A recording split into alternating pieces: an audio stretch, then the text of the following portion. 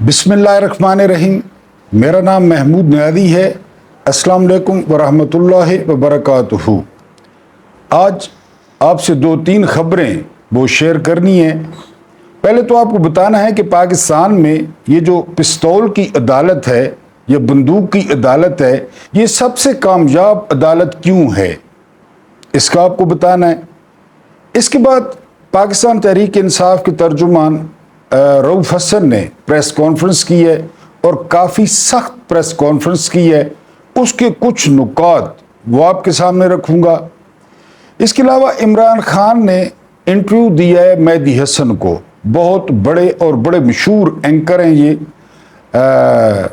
Pakistani American हैं। उन्होंने सवालात लिख कर भिजवाए थे, उनका जवाब दिया है खान साहब ने।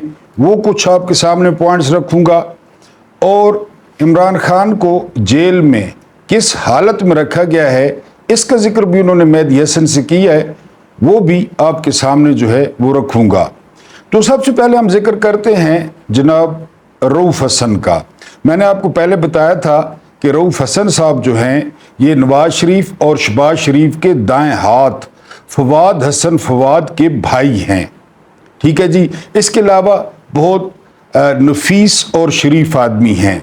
आज से कुछ दिन पहले उन पर ख्वाजा सराओं ने हमला किया था। आप खुद समझ जाएं, ख्वाजा सरा जिन्होंने बूट पहने हुए थे और मई में चादरें की हुई थी और उनको ब्लेड मारा गया था, उनके चेहरे पर बहुत बड़ा कट लगा।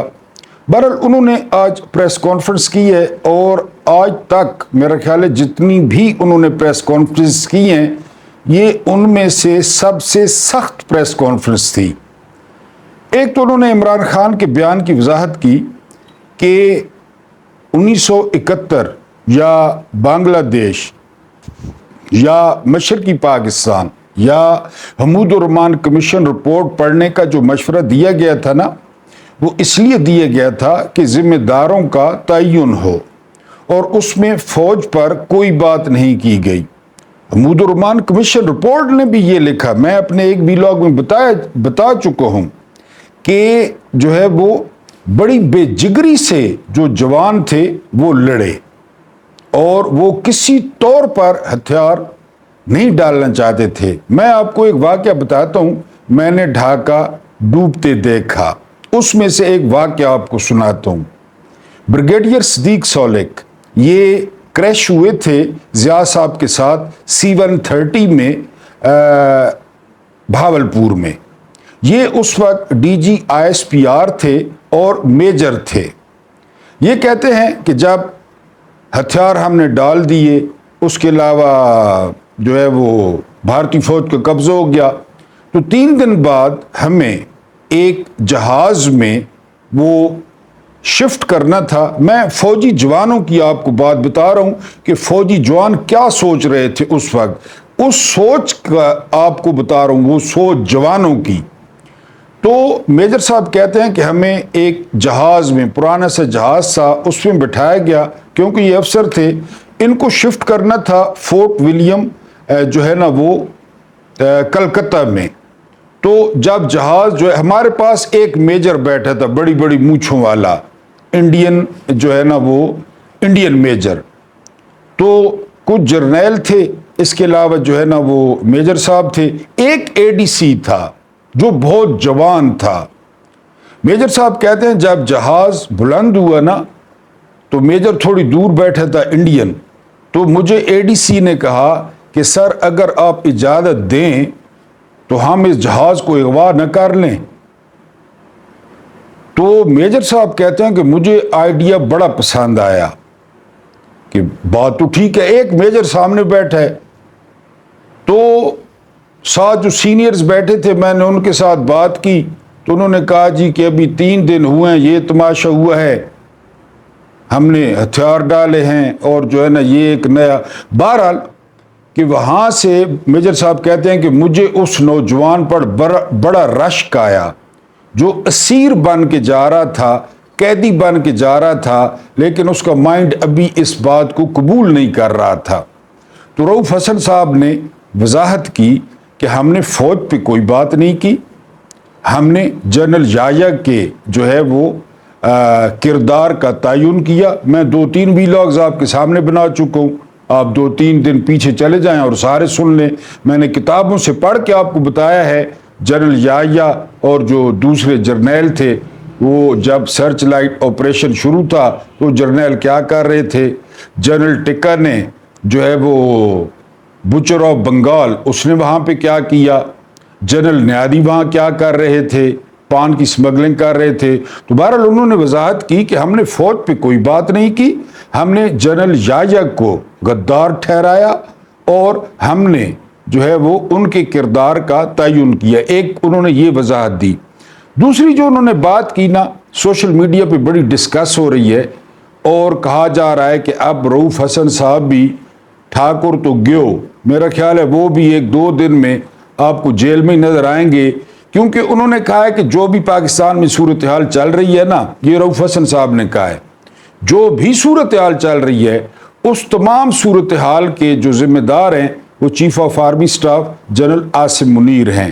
یہ میں آپ کو رؤف حسن صاحب کی پریس کانفرنس بتا رہا ہوں جو صاحب نے رپورٹ کی ہے۔ اور مزے کی بات یہ کہ کسی پی ٹی آئی کے جو ہے وہ لیڈر کی پریس ٹاک نہیں دکھائی جاتی، لیکن آج رؤف حسن کی پریس ٹاک کو دکھایا گیا جیو سمیت تمام چینلز پہ، کیونکہ ان کو اندازہ تھا یعنی چینلز کو کہ رؤف حسن کس قسم کی پریس کانفرنس کرنے جا رہے ہیں۔ اس لیے پھر آپ کو پتہ ہے میں نے ایک دن آپ کو بتایا کہ جب تک ملٹری اسٹیبلشمنٹ اور پی ٹی آئی میں غلط فہمیاں ہیں، دوریاں ہیں، ناراضگیاں ہیں، تو مزے ہیں نون لیگ کے اور مزے ہیں پیپلز پارٹی کے اور مزے ہیں ایم کیو ایم کے، وہ جلتی پہ تیل کا کام کرتے ہیں، کیونکہ ملک تو پرائورٹی نہیں ہے نا کہ آپ کہیں کہ ملک پرائورٹی ہے، اپنا اقتدار پرائورٹی ہے۔ وہ کہتے ہیں کہ ان کے درمیان جتنی زیادہ جو ہے نا وہ دوریاں اور جتنی زیادہ غلط فہمیاں پیدا ہوتی جائیں ان کے لیے فائدہ ہے۔ زرداری صاحب بھی سنا ہے دبئی پہنچے ہوئے ہیں اور وہ ملک ریاض کا منت ترلا کر رہے ہیں کہ وہ عمران خان کے خلاف گواہ بن جائیں۔ بہرحال وہاں سے کیا رزلٹ آتا ہے، فی الحال تو جو ملک ریاض ہیں انہوں نے ٹھینگا دکھایا ہے ان کو، بہرحال دیکھتے ہیں کب تک وہ مقابلہ کر پاتے ہیں۔ یہ بھی واقفان حال کہہ رہے ہیں کہ ہو سکتا ہے جتنے بھی پاکستان میں بیریئر ٹاؤنز ہیں وہ ان سے لے لیے جائیں یا ان سے ہتھیا لیے جائیں، یہ بھی خبر ادھر گرم ہے۔ بہرحال رؤف حسن صاحب نے کافی سخت پریس ٹاک کی ہے، انہوں نے یہاں تک کہا ہے کہ بلوچستان میں حالات جو ہے وہ خراب ہیں، جی بی میں حالات خراب ہیں، کشمیر میں حالات خراب ہیں، اس کے علاوہ جو ہے نا وہ کے پی کے ایج پہ لگا ہوا ہے۔ تو کیا طاقتور چاہتے ہیں کہ خاکم بدہن کہ سندھ اور پنجاب پاکستان رہ جائے؟ یہ رؤف حسن صاحب کے الفاظ ہیں۔ بہرحال انہوں نے کافی سخت پریس ٹاک کی ہے۔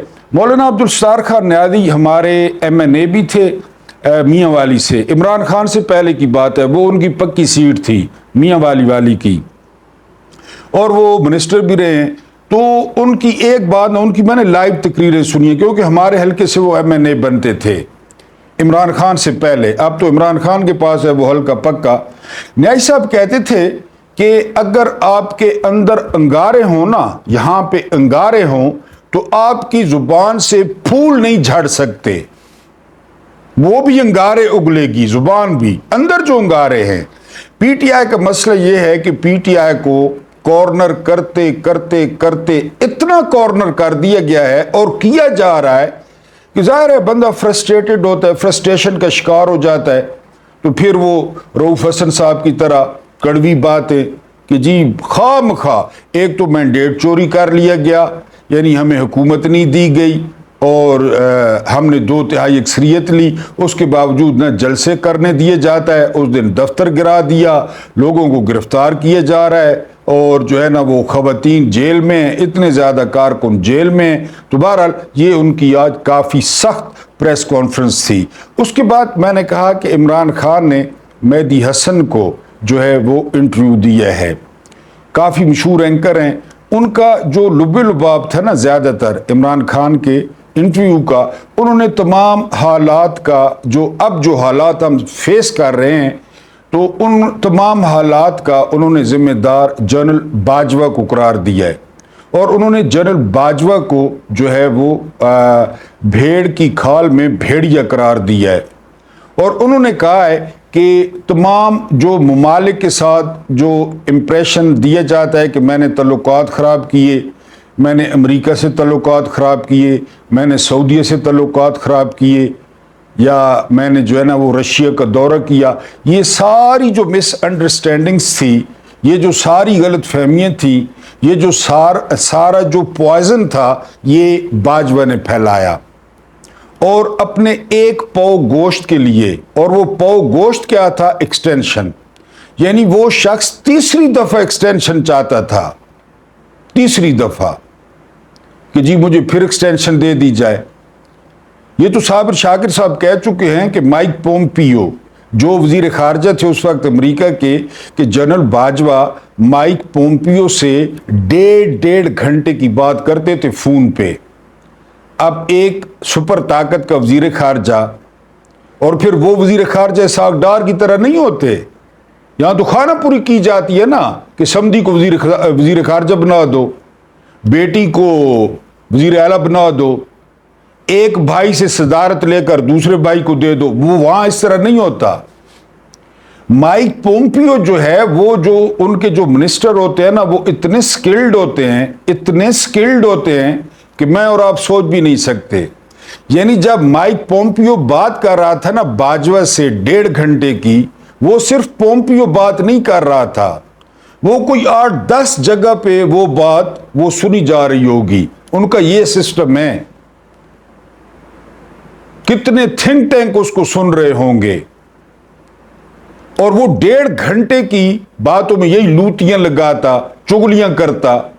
یعنی اس نے یہاں تک کہہ دیا کہ جو رشیا کا وزٹ تھا، دورہ تھا، وہ عمران خان نے اپنی مرضی سے کیا، حالانکہ وہ سٹیٹ پہلے سب سے مشورہ ہوا، وہ سٹیٹ کا مشورہ تھا، پوری ریاست کا مشورہ تھا کہ عمران خان جائے، پیوٹن سے ملے، تیل کی بات کریں، ڈسکاؤنٹڈ اور گندم کی بات کریں، یہ سارا کچھ جا کر وہاں پہ کریں۔ لیکن بعد میں باجوہ نے امریکہ کو کیا کہا کہ جی وہ عمران خان کا جو ہے وہ اپنا فیصلہ تھا۔ تو بقول عمران خان کے پھر ان سے پوچھا گیا کہ آپ کو زندگی میں کوئی پچھتاوا ہے؟ تو عمران خان نے جواب دیا کہ ہاں، ان کو ایک پچھتاوا ہے کہ انہوں نے باجوہ پر اعتبار کیا۔ یہ تو محترم ہارون رشید صاحب کہتے ہیں کہ خان صاحب کی جو سب سے بڑی خامی ہے نا، وہ یہ کہ وہ مردم شناس نہیں ہے، وہ لوگوں کی پہچان نہیں رکھتے۔ آپ ان کے ساتھ 2 میٹھے بول بولیں تو وہ آپ پہ اعتبار کرنے لگ جائیں گے، وہ آپ پہ اعتبار کریں گے۔ اصل میں یہ صاف دل بندے کی اصل تو نشانی ہوتا ہے۔ پاکستان میں یہ نہیں چلتا، اگر یورپ ہوتا یا امریکہ ہوتا تو وہاں تو چل جاتا، لیکن عمران خان ایسے تو ہیں، اس میں تو کوئی شک نہیں کہ وہ اتنی جلدی اعتبار کرتے ہیں۔ دیکھیں نا، جب پارٹی پہ مشکل وقت آیا، جن کو عہدے دیے ہوئے تھے، جن کو سینیٹر بنایا ہوا تھا، سیف اللہ نیادی کو، یعنی گھر کے جو پڑوسی ہیں وہ نہیں جانتے کہ یہ ڈھول نواز شخص کون ہے، اس کو سینیٹر بنا دیا عمران خان نے۔ وہ کس طرح گئے؟ یعنی پہلے لیڈر تھے، عامر محمود کیانی پتنی شمالی پنجاب کا صدر تھا کہ جنوبی پنجاب کا صدر تھا، فواد چودھری، اسد عمر جنرل سیکرٹری تھا، آل ان آل تھا، لیکن کیا ہوا؟ منٹ مارا انہوں نے، کس طرح نکلے؟ تو خان صاحب کو یہ تو بات ہے کہ پہچان نہیں ہے قطعی طور پہ، تو انہوں نے کہا کہ اس بات کا پچھتاوا ہے کہ میں جنرل کو پہچان نہیں سکا۔ خان صاحب، آپ بہت سارے بندوں کو نہیں پہچان سکے، یہ میرا تجزیہ ہے، آپ بہت سارے بندوں کو نہیں پہچان سکے۔ اب پتہ نہیں آپ جیل میں آپ کو کچھ ہوا ہو، آپ نے ری وزٹ کی ہو اپنی پالیسی، تو اس کے بارے میں میں کچھ نہیں کہہ سکتا، ورنہ آپ نے تو ریحام خان سے بھی شادی کر لی تھی، آپ کے کیا کہنے ہیں؟ آپ کو یاد ہے نا، آپ کو مرحوم لیفٹیننٹ جنرل حمید گل نے منع کیا تھا کہ شادی جس سے مرضی ہے کر لیں، بڑی اچھی بات ہے، اس عورت سے شادی نہیں کرنی، کیونکہ حمید گل بہت کچھ جانتے تھے۔ ویسے تو امریکہ حمید گل کو سپائی ماسٹر نہیں کہتا تھا نا، حمید گل بہت کچھ جانتے تھے۔ حمید گل کے بارے میں کہا جاتا ہے کہ جب اوریجنل جہاد ہو رہا تھا نا رشیا کے خلاف، تو رات کو مغرب کے بعد پشاور سے اسلحہ جاتا تھا، ساری رات استعمال ہونے کے بعد فجر کے بعد واپس پشاور پہنچ جاتا تھا۔ یہ تھے حمید گل۔ تو حمید گل نے منع کیا تھا ریحام خان سے شادی نہ کر، خان صاحب نے کی شادی، بہرحال وہ ماضی ہے۔ تو خان صاحب کو بہرحال پہچان نہیں ہے بندوں کی، اور انہوں نے کہا کہ مجھے پچھتاوا ہے، اور بھی انہوں نے کافی سارے باتیں کی ہیں۔ اگلی بات جو انہوں نے کی ہے نا، مہدی حسن نے سوال کیا ہے کہ کیا آپ پہ ٹارچر کیا گیا ہے، کیا آپ کے ساتھ برا سلوک روا رکھا گیا ہے؟ تو عمران خان نے جواب دیا ہے کہ ایک تو ان کو قید تنہائی میں جو ہے وہ رکھا گیا ہے، وہ تنہا ہیں، اور لیکن وہ زیادہ تر اپنا وقت جو ہے وہ ورزش میں اور کتابیں پڑھنے میں گزارتے ہیں۔ ورزش انہیں جسمانی طور پہ مضبوط کرتی ہے اور مضبوط رکھتی ہے، اور جو کتابیں ہیں وہ انہیں ذہنی طور پہ مضبوط کرتی ہیں، مضبوط رکھتی ہیں اور مصروف رکھتی ہیں۔ یہ بھی عمران خان نے بتایا کہ جو دہشت گردوں کے لیے جو اسپیشل سیل ہے، اس سیل میں مجھے رکھا گیا ہے، لیکن مجھے اس کی کوئی پرواہ نہیں ہے۔ میرے لوگ یا مجھے فالو کرنے والے لوگ جانتے ہیں کہ میں ان سے جھوٹ نہیں بولوں گا، انہیں شرمندہ نہیں کروں گا، اور میں ان پرچیزبل ہوں، یعنی مجھے کوئی خرید نہیں سکتا۔ میرے ساتھ یہ جس قسم کا برتاؤ کریں۔ آج کی خبر ہے، آج کی، کہ عمران خان کو جو ہے وہ واٹر کولر، وہ جو ہے نا جو روم کولر ہوتا ہے، وہ دیا گیا ہے۔ یعنی ان کے تو اے سی تھے نا، یعنی ان کے عمران خان نے خود تقریر میں کہا تھا امریکہ میں کہ میں ان کا اے سی جا کے اترواؤں گا، لیکن عمران خان کو تو گیم کی سمجھ ہی نہیں تھی کہ باجوہ لوگ ان کو اندر کیا کیا پرووائڈ کر رہے ہیں، باپ بیٹی کو اے سی چل رہے ہیں، وہ بھی سرکاری خرچہ۔ تو خان صاحب کو آج روم کولر دیا گیا ہے، یہ ان کے سپورٹرز کے لیے۔ آج گرمی کب سے پڑ رہی ہے، کتنی پڑ رہی ہے، آج عمران خان کو وہ روم کولر دیا گیا ہے۔ بہرحال دوسرا، وہ شرجیل انعام میمن، اس نے کہا ہے کہ عمران خان جو ٹویٹر ہے نا اپنا، وہ اندر سے ہینڈل کر رہے ہیں، اور ان کے پاس فون بھی ہے اور ان کے پاس کنیکشن بھی ہے، واٹس ایور وہ کس طرح۔ بس شرجیل انعام میمن کو یہ بات یاد کرانی تھی کہ بھٹو صاحب نے جیل میں جو ہے وہ کتابیں بھی لکھی تھیں، اگر وہ ٹویٹر استعمال کر بھی رہے ہیں۔ یہ بھی شرجیل انعام میمن کو جو ہے وہ بتانا تھا کہ آج وہ شیری رحمان بھی بڑا پھدک رہی تھی، ان کو یہ بھی بتانا تھا کہ پاکستان ٹوٹنے کا سب سے بڑا بینیفیشری کون تھا۔ جس طرح بے نظیر کے قتل کا سب سے بڑا بینیفیشری آج کل ان کا موجودہ ابا زرداری تھا۔ زرداری کو تو کتا نہیں جانتا تھا کہ یہ کون ہے، مسٹر 10%۔ بے نظیر کے مرنے کے بعد دوسری دفعہ صدر بنا بیٹھا ہے۔ اسی طرح پاکستان ٹوٹنے کا سب سے بڑا بینیفیشری وہ بھٹو تھا۔ باقی کے کارنامے بھٹو کے چھوڑیں آپ، سب سے بڑا بینیفیشری وہ بھٹو تھا، اور بھٹو نے پیچ اپ نہیں ہونے دیا۔ شیری رحمان کو بھی بتا دوں اور شرجیل انعام میمن کو بھی۔ شرجیل انعام میمن شرابیں پہنچاتا تھا سندھ ہاؤس میں، جب عدم اعتماد ہو رہی تھی نا، یہ نوٹوں کی بوریاں لاتا تھا، اس کے کندھے پہ سرخ مفرل ہوتا تھا، منہ میں بیڑی ہوتی تھی۔ یہ کس کا حلیہ ہوتا ہے آپ کو اچھی طرح پتہ ہے، جو لاہور کی سائڈ پہ رہتے ہوں گے ان کو پتہ ہے یہ کس کا حلیہ ہوتا ہے۔ تو یہ شرجیل انعام میمن باتیں کر رہا تھا۔ بہرحال پاکستان ٹوٹنے کا سب سے بڑا بینیفیشری وہ بھٹو تھا، اور بھٹو ہی تھا جس نے یحییٰ خان اور مجیب میں پیچ اپ نہیں ہونے دیا۔ اس میں نے ڈھاکہ ڈوبتے دیکھا کا تیسرا چیپٹر ہے لاڑکانہ پلان۔ اگر وہ آپ فرمائش کریں گے نا تو میں آپ کو لاڑکانہ پلان بتاؤں گا کہ لاڑکانہ پلان کیا تھا، جس میں بھٹو اور یحییٰ، بھٹو نے بڑی خدمتیں کی لاڑکانہ میں، بڑی خدمتیں کی، یحییٰ کی خدمتیں آپ سمجھ گئے ہوں گے، یحییٰ کی خدمتیں۔ تو سب سے بڑا بینیفیشری شیری رحمان صاحب جو ہے نا وہ ذوالفقار علی بھٹو تھا۔ اور یہ بھی آپ کو بتا دوں کہ نواز شریف نے بھی آمروں کی گود میں آنکھ کھولی، چوسنی ابھی تک منہ کو لگی ہوئی ہے۔ ڈیڈی جو ہے نا وہ نواز شریف نے بھی نہیں کہا ضیاء صاحب کو۔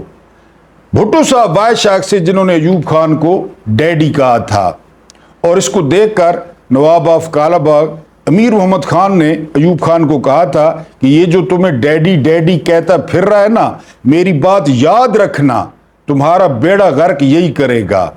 یہ شہاب نامہ میں موجود ہے کہ نواب آف کالا باغ نے اس مکار کو پہلے پہچان لیا تھا، کیونکہ نواب آف کالا باغ تو پھر اور قسم کے بندے تھے نا۔ ایوب خان تو فوجی تھا، فوجیوں کا آپ کو پتہ ہے، فوجی فوجی ہوتا ہے۔ نواب نے پہچان لیا تھا، اور پھر دیکھیں کس نے بیڑا غرق کیا، ایوب کتا کے نعرے کس نے لگوائے؟ اسی بھٹو نے۔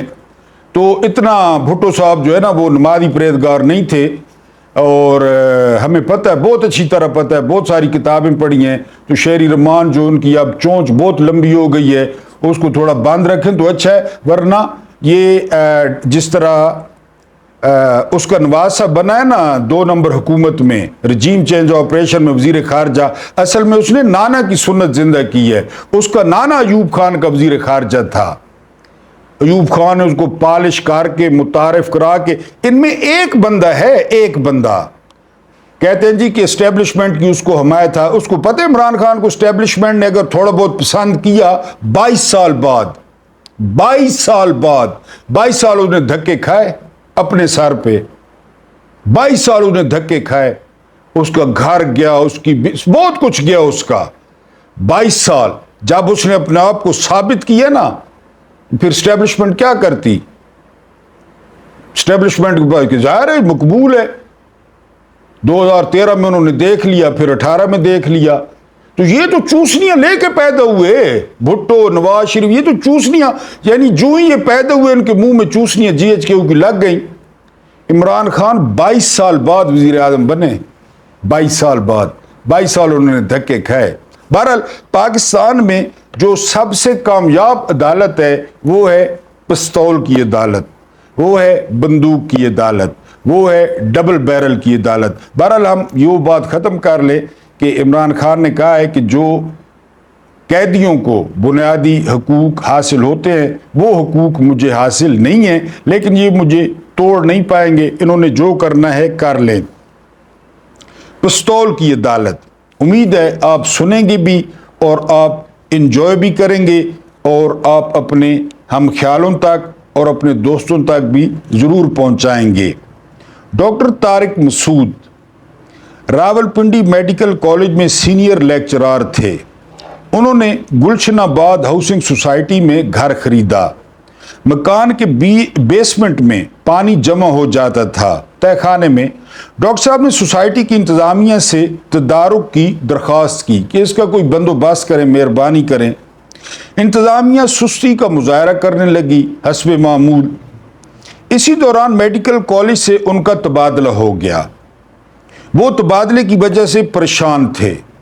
وہ 23 دسمبر کی صبح اٹھے تو بیسمنٹ پانی سے بھر چکا تھا۔ رات کو بارش ہوئی، بیسمنٹ پانی سے بھر گئی۔ ڈاکٹر صاحب طیش میں آ گئے۔ انہوں نے پستول لیا اور سوسائٹی کے دفتر چلے گئے۔ دفتر میں سوسائٹی کے سیکرٹری طارق محمود اطہر اور ممبر تنویر عالم بیٹھے تھے۔ ڈاکٹر صاحب کی ان دونوں کے ساتھ تو تکار ہو گئی، جھگڑا ہو گیا۔ ڈاکٹر صاحب نے پستول نکالا اور فائر کھول دیا۔ طارق محمود اطہر موقع پر جاں بحق اور تنویر عالم شدید زخمی ہو گئے۔ ڈاکٹر صاحب نے اس کے بعد پستول اپنی کنپٹی پر رکھا اور گولی چلا دی۔ چوتھا دھماکہ ہوا اور ڈاکٹر صاحب بھی وہیں ڈھیر ہو گئے۔ آدھے گھنٹے میں سوسائٹی کے دفتر میں 2 نعشیں اور ایک شدید زخمی پڑا تھا۔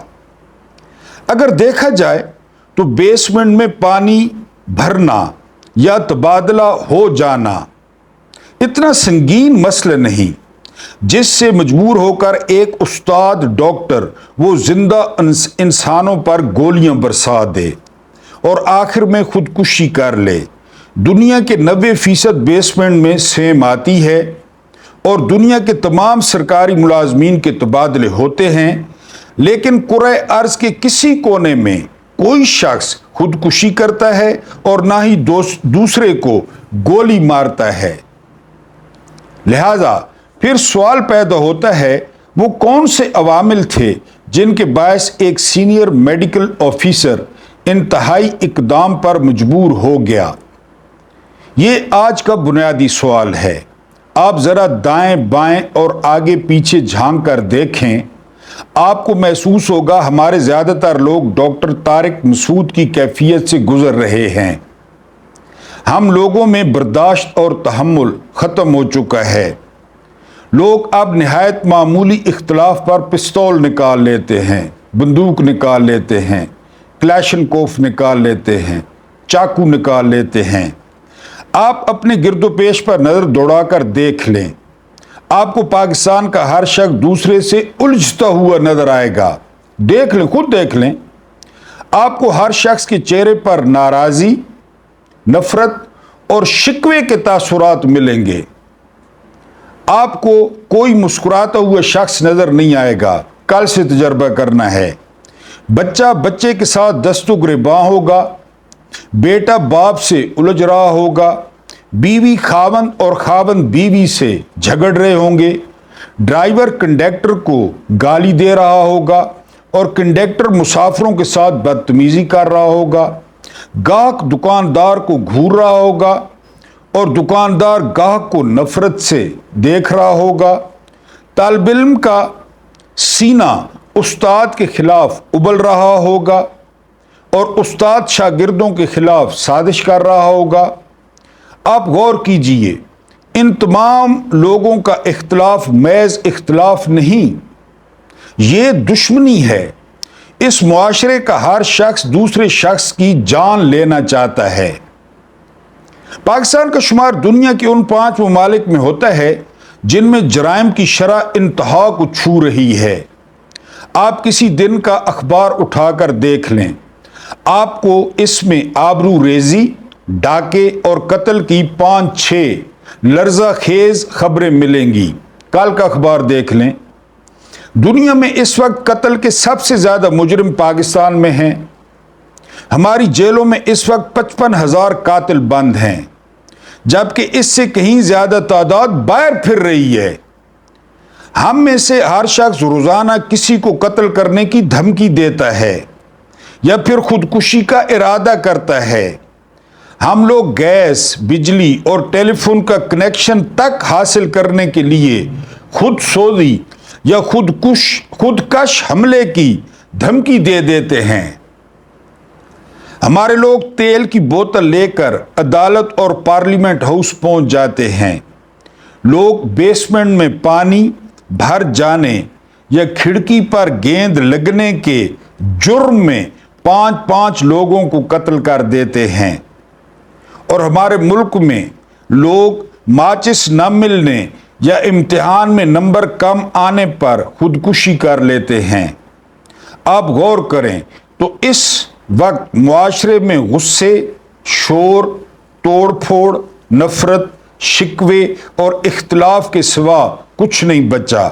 اس وقت دنیا میں پاکستان کے سوا شاید ہی کوئی دوسرا ملک ہو جس میں موت کی اتنی خواہش، ذکر یا کوشش کی جاتی ہو۔ ایک اندازے کے مطابق ہمارے ملک میں ہر شخص روزانہ 10 مرتبہ موت کا ذکر کرتا ہے۔ اسلامی نقطہ نظر سے بالکل ٹھیک ہے، وہ یاد کرنا، اپنے گناہ یاد کرنا اور اپنے آپ کو ایک دن اللہ کے سامنے جواب دے ہونا، یہ سارا ٹھیک ہے، لیکن ہم معاشرتی پہلو کی بات کر رہے ہیں، مسائل کی بات کر رہے ہیں اور اس کی وجہ پہ بھی آتے ہیں۔ 10 مرتبہ موت کا ذکر کرتا ہے، میں تمہیں یہ کروں گا، وہ یہ بات ہو رہی ہے، اور اس میں 7 مرتبہ قتل اور خودکشی کے لفظ استعمال ہوتے ہیں۔ دل کرتا ہے کہ بس یہ اپنے آپ کو ختم کر لوں۔ ہمارے دانشور، مدبر اور پالیسی ساز اس کی مختلف وجوہات بیان کرتے ہیں۔ یہ لوگ مہنگائی، بے روزگاری، ڈپریشن، ماحولیاتی آلودگی، شور اور مارشل لاء کو اس کی وجہ قرار دیتے ہیں، لیکن میرا خیال ہے اس کی ذمہ داری صرف اور صرف، اب یہ سننا ہے، یہ اس کی باٹم لائن ہے، صرف اور صرف ہمارے عدالتی نظام پر استوار ہوتی ہے۔ سارا مسئلہ، سارا مرض آپ کی سمجھ میں آ گیا ہوگا۔ ابھی دیکھ لیں، ہم میں سے ہر شخص انصاف سے مایوس ہو چکا ہے، لہذا اس نے اپنا انصاف اپنے ہاتھ میں لے لیا ہے۔ آج وہ خاور مانیکا کو ایک وکیل نے مقدمے مارا ہے، کیونکہ عدالت میں جو کچھ جج نے کیا، بزدل نے، ڈرپوک نے اور جو ہے نا وہ پھٹو نے، تو غصہ ہو خاور مانیکا نے گالیاں دی، باہر وکیل نے آ کے اس کا منہ توڑ دیا۔ ہم میں سے ہر شخص سمجھتا ہے پولیس اس کی بات سنے گی اور نہ ہی عدالت، لہذا اسے 2000 روپے کا پستول خریدنا چاہیے۔ سمپل سی بات ہے، 2000 روپے کا، 2000 روپے، ڈڈو چارجر والے 2000 روپے، 2000 کا پستول خریدنا چاہیے۔ ظالم کو دہلیز پر ڈھیر کر دینا چاہیے اور اپنی کن پٹی پر پستول رکھ کر دنیا کے دکھوں سے آزاد ہو جانا چاہیے۔ ہم لوگوں نے پستول کو ہر ظلم، ہر زیادتی کا حل تسلیم کر لیا ہے، لہذا آج اس معاشرے میں جس کو دعا چاہیے وہ پستول لے کر گھر سے نکل کھڑا ہوتا ہے، جس کو روزگار درکار ہے وہ جیب میں پستول ڈال کر سڑک پر آ جاتا ہے، جسے انصاف اور عزت چاہیے وہ بھی ایک آدھ رائفل بردار کا بندوبست کرتا ہے اور عزت اور انصاف لے کر گھر چلا جاتا ہے۔ یہ سب ہمارے عدالتی نظام کی کمزوری اور خامیوں کا نتیجہ ہے۔ میرا خیال ہے اگر ڈاکٹر طارق مسعود کو یقین ہوتا کہ وہ عدالت جائے گا اور عدالت اگلے ہی دن ہاؤسنگ سوسائٹی اور میڈیکل کالج کی انتظامیہ کو طلب کر لے گی اور اس کے ساتھ 100% انصاف ہوگا، تو ڈاکٹر طارق مسعود پستول لے کر سوسائٹی کے دفتر جانے کے بجائے سیدھا عدالت جاتا، سیدھا عدالت۔ وہ 2 لوگوں کو گولی مارنے اور خودکشی کرنے کے بجائے وکیل کا بندوبست کرتا، لیکن کیونکہ وہ جانتا تھا وہ پوری عمر کھپا کر بھی عدالت سے انصاف نہیں لے سکے گا، لہٰذا اس نے اپنا فیصلہ خود کرنے کا فیصلہ کیا۔ اس نے پستول کی عدالت سے جا لی، اس نے اپنے مجرم کو گولی ماری اور خود بھی زندگی کے عذاب سے آزاد ہو گیا۔ اس وقت پاکستان کے زیادہ تر لوگ ڈاکٹر طارق مسعود کی کیفیت اور صورتحال سے گزر رہے ہیں، یہ لوگ اسی طرح سوچ رہے ہیں۔ ہم لوگ اگر عدالتی نظام کی خامیوں پر غور کریں تو اس کی بڑی وجہ ہماری غیر قانونی حکومتیں ہیں۔ اب اگلا مسئلہ عدالتیں، وجہ غیر قانونی حکومتیں۔ دیکھیں نا کون سی حکومت قائم ہے؟ جس دن عمران کا سائفر کیس لگنا تھا اس دن چھٹی، اس دن موجہ ہی موجہ، ہاں چھٹی۔ یہ حقیقت ہے، دنیا کی غیر قانونی حکومتیں ہمیشہ عدالت اور قانون کے گملوں میں پروان چڑھتی ہیں۔ فائز عیسیٰ، عامر فاروق، ان کے کون ہے سہولت کار؟ بلہ چھیننے والے، پارٹی توڑنے والے کون ہیں؟ انہی عدالتوں کے یہ گملوں میں یہ بنتی ہیں، یہ پالشیا، وہ 2 in 1 فرزند زرداری، غیر قانونی۔ سارا مسئلہ حل ہو گیا، گملوں میں پروان چڑھتی ہیں اور انہیں اپنے دوام کے لیے ججوں کی ضرورت پڑتی ہے۔ قاضی فائز عیسیٰ زندہ باد۔ ہم لوگ پچھلے 40 برسوں سے غیر قانونی اور کرپٹ حکومتوں کا جو ہے نا وہ کاشت کر رہے ہیں، 40 سال سے کرپٹ اور غیر قانونی۔ انہوں نے لگایا نا یہ راہ، ایک کانا دجال لگا کے گیا تھا، فائز عیسیٰ کو بھی وہی لگا کے گیا تھا کانا دجال، افتخار چودھری۔ یہ جتنے جج بیٹھے ہیں زیادہ تر وہ کانا دجال لگا کے گیا تھا۔ جی ہم لوگ پچھلے 40 برسوں سے غیر قانونی اور کرپٹ حکومتیں کاشت کر رہے ہیں، چنانچہ یہ حکومتیں اس ملک کے عدالتی نظام کو ٹھیک نہیں ہونے دیتی۔ یہ حکومتیں جانتی ہیں جس دن عدالتی نظام طاقتور ہو جائے گا اس دن گریڈ 22 کا کوئی جرنیل صدر نہیں بن سکے گا، کوئی جرنیل۔ عمران خان یاد ہے 30 احتساب عدالتیں قائم کرنے کا فیصلہ کیا تھا، 30 احتساب عدالتیں کہ روزانہ احتساب بنی ہیں، نہیں بنی، عمران خان کو ہی گھر بھیج دیا گیا۔ جی 22ویں گریڈ کا کوئی جرنیل صدر نہیں بن سکے گا۔ اس وقت ملک میں کوئی باوردی جمہوریت جنم نہیں لے گی، چنانچہ یہ لوگ اپنے مفادات کے لیے انصاف اور قانون کو اپنی مٹھی سے باہر نہیں نکلنے دے رہے۔ ہماری حکومتوں کی اس صفاقی کا نتیجہ ڈاکٹر طارق مسعود جیسے لوگ بھگت رہے ہیں۔ اس کی سزا پورے معاشرے کو مل رہی ہے۔ اس کے رد عمل میں ہمارے پورے معاشرے کی قوت برداشت جواب دے گئی ہے۔ اگر ہم اپنی پالیسی میں تھوڑی سی ترمیم کر لیں تو میرا دعویٰ ہے ہمارے حکمران بھی محفوظ رہ سکتے ہیں اور ہمارا معاشرہ بھی۔ ہم آج اپنے 3 بڑے عہدیداروں صدر، وزیر اعظم اور چیف آف آرمی سٹاف کو ہر قسم کی عدالتی کارروائیوں سے پاک قرار دے دیں۔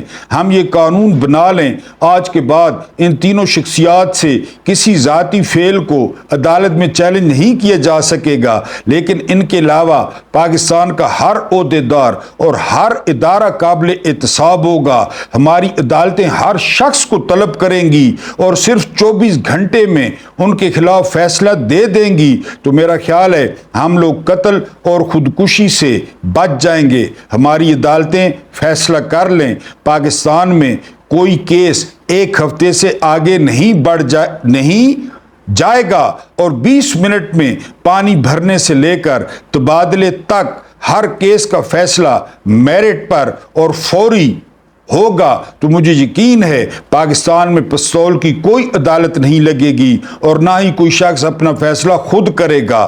اگر ہم نے ایسا نہ کیا تو یقین کیجئے یہ آگ کسی نہ کسی دن ایوان صدر تک پہنچ جائے گی اور اس کے بعد ملک میں کوئی عہدہ بچے گا اور نہ ہی عہدیدار۔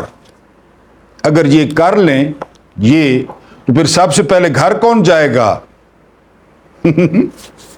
سب سے پہلے کون گھر جائے گا اگر یہ کر دیں تو؟ یہ خود کل پرسوں ایک ویور نے تیز بولنے کو کہا تھا تو میں نے میرا خیال ہے کوئی سخت جواب دے دیا، کیونکہ ایک اور محترم ویور نے کہا کہ آپ نیادی بن جاتے ہیں تنقید سن کر، تو میں ان سے معافی مانگتا ہوں، میری کوئی ایسی وہ نہیں تھی۔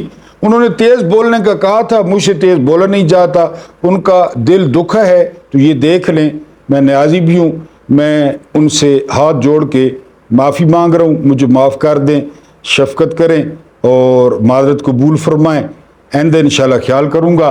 اللہ پاک آپ لوگوں کو آسانی عطا فرمائے، آسانیاں بانٹنے کی توفیق عطا فرمائے۔ اللہ پاک آپ لوگوں کی روزیوں اور دسترخوانوں کو وسیع کر دے تاکہ کسی نہ کسی دن آپ شرمندہ ہو کر مجھے بھی چائے کا ایک کپ پلا ہی دیں۔ مجھے برداشت کرنے کا بہت بہت شکریہ۔